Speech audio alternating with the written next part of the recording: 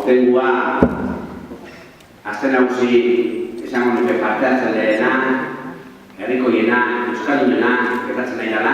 eta guretzako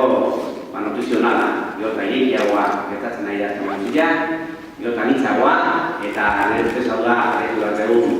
norabidea azten nagusiari lotuta. Eta hau da, posibilidad, efectivamente, antolaketa badago batzetik, udaletxetik egiten da lan bat, baina egia da, lana egiten da ere udaletxetik kanpo, udaletxearentzako erain bat bolondrez izaten dira, batzuk emitzaudete,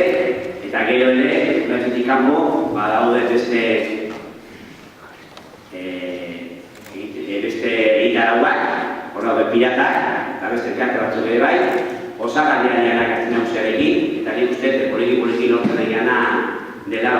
beno esan dudan, gero zanitzagoa, gero herrikoiagoa, eta gero euskaldunagoa izatea. Beraz, benetan, eskerrik asko denei, eta horrela jarraitu dezagun, egin zizkigun egun hauek,